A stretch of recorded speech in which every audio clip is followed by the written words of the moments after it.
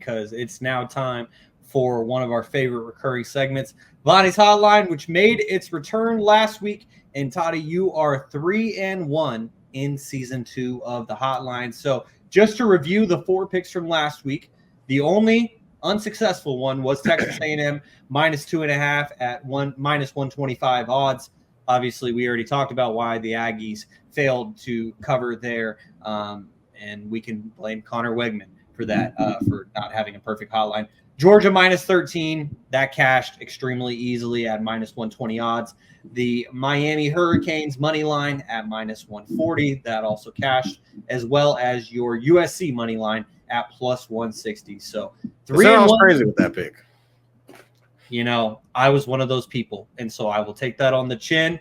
The Trojans may actually have a competent defense this season, so props to you and your squad there, Toddy. But now let's hear what you got for the first week of NFL season and the second week of college football with Vonny's Hotline. Okay, so we're going kind of heavy this week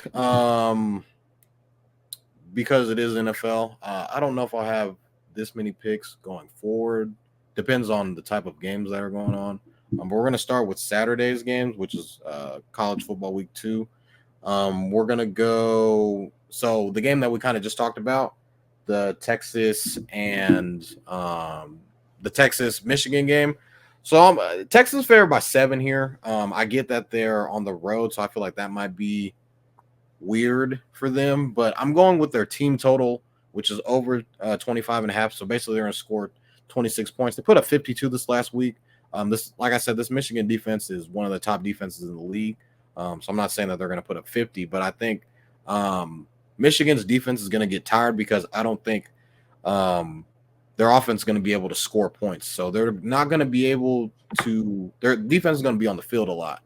And I think Texas is going to be able to catch them slipping and be able to put up points. So I'm definitely taking their team total over 25.5. There's 2 more games. They kind of both play at the same time. Or they have the same start times. So the first game I'll start with is the Tennessee Volunteers are traveling to NC State, the Wolfpack. Nico Imaliave, he put up very good numbers this past weekend. Again, it was against, pretty much nobody. A lot of Matador defense going on there. But NC State struggled this past weekend against an opponent that they should have beaten pretty handedly. And I just think that Tennessee has the better roster, better quarterback. And I just think that they're going to roll NC State and they're going to be able to put up points at an easy rate.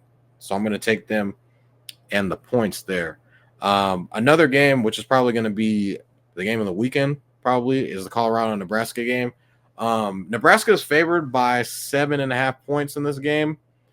I do think that both teams are going to be able to put up points. Nebraska now with Dylan Raiola, who was the number 1 quarterback coming out of high school, looked very poised in his opener against UTEP. I think he threw 3 touchdowns.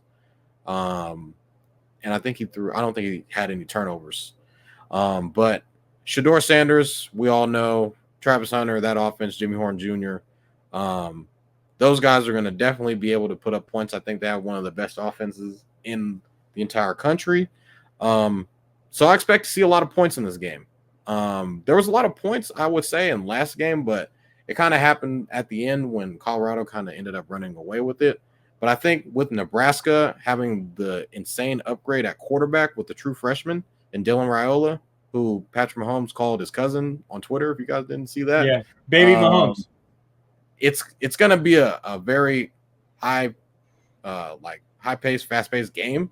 So I do expect a lot of points. So I'm going to take the over in that game at 57.5. Line's probably going to jump all the way towards Sunday, but this is going to be like a 30-35 game, in my opinion. I don't know if Colorado wins. I think Nebraska wins this game, but I'm taking the over in this game. So moving over to Sunday, because we do got some football on Sunday as well now, guys, and I couldn't be more excited about it. This was a game that was brought to my attention by our guy Ev, who's in the group chat, who it is his birthday, by the way, so happy birthday to my guy Ev. Happy birthday, Evan. He approached me and was like, so what do you think about Texans-Colts game? I was like, oh, Texans will probably win that game. But he doesn't want to take the points. He's not really a spread guy. And I was like, why not Texans -2.5? They're traveling to Indianapolis against Anthony Richardson, who is a big question mark. I'm a huge fan of him. Also with this offense with Shane Steichen, I think they're going to be able to put up points. But I just think this Houston Texans team kind of set a standard for themselves last year by winning the division, the first year head coach and the first year quarterback. I just think those guys, what they added in the offseason, obviously re-signing Nico Collins and getting Stephon Diggs and getting Joe Mixon, their offense, I think, is on steroids now. You add Danielle Hunter to this defense. You have D'Amico Ryans basically calling defense. I think he's one of the better defensive minds in the game, and one of the better head coaches in the game. I'm very high on the Texans this year, if you guys saw the episode last week. So I do think the Texans go into Indianapolis and win this game, and they also cover the spread. So I'm taking the Texans -2.5 over the Indianapolis Colts. Next game on the list we have is the Falcons are at home, the Dirty Birds, against our guy Cordell's and Gary's Steelers. You see that Russell Wilson was named the starter this past week. He's also named a team captain as well. Not very high on the Steelers.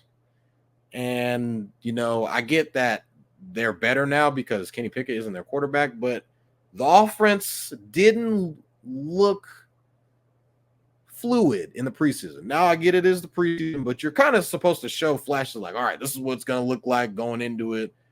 We got some momentum going into the regular season. I didn't really get that from them. I think this Falcons offense was literally just a quarterback away last year.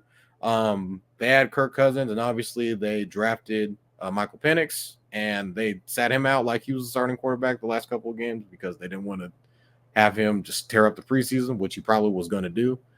But you have Bijan Robinson going into his second year. He's going to be one of the best running backs in the league. Highly coveted guy in fantasy in our draft yesterday. I think, they have Drake London, Kyle Pitts. They have Bijan Robinson. I think this offense is going to flow. I think Darnell Mooney is on this roster, if I'm not mistaken. So he's a guy that's flying under the radar as well.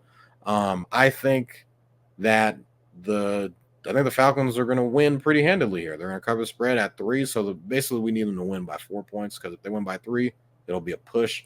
But I do think this Steeler defense is one of the best defenses in the league. So I'm curious to see how they'll look going into Atlanta. But this is the first game for Raheem Morris and, Kirk Cousins, the new guys with the Atlanta Falcons. But I do think Atlanta ends up winning this division, and they win this game at home. Last but not least, guys, we're on Monday night.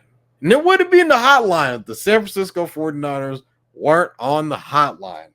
And this is something that I try not to bet my team because it's an emotional thing. It's this, it's that, But it's the Niners, man. We were the number 1 seed last year. We win games. And we're at home. I get it. Bunch of drama in the offseason. This is the perfect time for Brock Purdy to come out and show why he's one of the best quarterbacks in the NFL. It's a great spot for them. You got Aaron Rodgers coming to town. I understand, guys. I understand. Aaron Rodgers on Monday Night Football. This is a prime spot for him. But he doesn't really play the Niners well in his career. I think the last time we played Aaron Rodgers was oh, that's right. He was in Green Bay, and we won without scoring an offensive touchdown. That's crazy, right? I get Trent Williams isn't there right now. I expect him to be signed and practicing by the end of the week. He'll just show up on Monday. He'll just show up on Monday. I get Ricky Pearsall. That was a crazy story that happened over the weekend. Was put on IR due to the unfortunate events that happened over the weekend. But I do think this is a great spot for Kyle Shanahan and the 49ers. I think it's going to be a really good game. I've said multiple times on this show about last year's Monday Night Football, how Aaron Rodgers went down with an injury in the first 4 plays, and we had a ton of money on him. Game goes to overtime. The hero, the punt return was insane. It was a magical moment. I kind of want to go back and watch the episode after today just to see what the emotions were like. But I got the Niners -3.5 here. So to kind of recap what's going on, so the Saturday games for college, first game of the day we got is Texas team total over 25.5 against Michigan. The two games are going on at the same time. We got Tennessee -7.5 over NC State. We got the Colorado Nebraska over 57.5 in that game. And then Sunday's games, 2:10 a.m. games on Sunday. We have the Houston Texans -2.5 going on the road against the Indianapolis Colts. And then we have the Atlanta Falcons -3 at home against the Pittsburgh Steelers. And then, of course, the Monday Night Football game, we got San Francisco 49ers -3.5 over the New York Jets. All right. I like it. And Vonny's hotline has started strong to start the season at 3-1 after being well over 500 in season 1 of the hotline. And so I'm looking forward to seeing how you do with all of these picks. 6 total. Like you said, we're not going to get 6 every week. So everyone needs to take advantage of it. Maybe not parlay all 6 together, but maybe a 3-3. What else were you going to say? I did want to also add that Colorado-Nebraska game is a prop bettor's dream. There are so many great props in that game. You could go Travis Hunter anytime touchdown, Jimmy Horn Jr. anytime touchdown. You can go Dylan Raiola over whatever his yards are, or Shador, whatever his yards are, which is probably going to be – I wouldn't probably take Shador's over because his over will probably be at like 350 yards because he threw for 400 last week. So Vegas is starting to catch on to him. But those guys that I just mentioned, I would definitely take Travis Hunter anytime touchdown. He scored 3 touchdowns this past weekend, which is crazy. And then Jimmy Horn Jr., the other receiver. I forget the other guy's name, Webster. I think it's a Jonte Webster or something. He's going to be a guy to watch out for yards as well, too. So watch out for the props in that game as well. One follow-up question to that, and you may not have the answer, but it popped up in my head as you were saying it. With a guy like Travis Hunter, who can play both sides of the ball, if he gets an interception and returns it for a touchdown, that counts as a touchdown. That counts as a touchdown. All right. That would be crazy. It's free money. It's definitely free money. Wait, you're not being serious, right? No, that counts. That wouldn't count as any time, would it? Yes. On like legit sports betting apps, it would count as an anytime touchdown? Yes. No, it's a touchdown. It's a defensive touchdown. No, it counts as a touchdown because he isn't. I don't know. You know what? That actually is a great question, but I feel like it's different. It's different because he plays both sides of the ball. But I get an anytime touchdown is when somebody has to run the ball across the end zone. I think it has to be offensive. I think it has to be offensive, bro. We'll have to look that up. I don't know. We might have to look that up, but we'll have to look that up. It might count though. I feel like it would count if he does catch an interception. It's going to happen eventually. An anytime touchdown is because once upon a time when your boy was brand new in the betting game, you got fucked by taking like a quarterback to score a touchdown, thinking it's him throwing a touchdown. No, I would do some shit like that. He has to run the ball across the end zone. So I'm saying if it were him catching an interception, or like say they're like have the other team backed up on the end zone, and he catches like a 5-yard interception and runs it back in for a touchdown, I think it would count. We'll see. Kyle, you wanted to jump in there. You were saying that you think it'll happen eventually if it's not actually a thing right now. No, yeah, I think. Well, obviously it's Travis Hunter. He's going to get probably a couple pick sixes this season, like more than not for sure. So I don't know. I was just curious thinking about like I feel like certain apps, like if you use like Bovada, I feel like might count on that. But I feel like if you use another app like Sleeper or Prize Picks, I feel like they wouldn't give it to you. Yeah, they probably would. It's an app by app thing.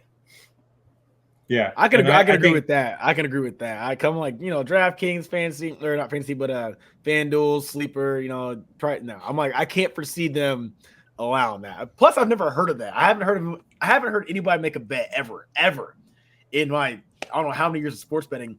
Yeah, man, I'm taking this guy anytime touchdown. He's gonna get a pick six. Yeah. I've never heard of that ever. I've never heard of it. So I've heard of people saying like, I'm gonna take this team to get a defensive touchdown. So that's different. Like defensive special teams touchdown. If you take that, it's usually really high plus money. So yeah, big time.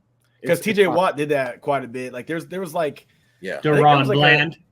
Deron Bland is another one. That was a good bet last year.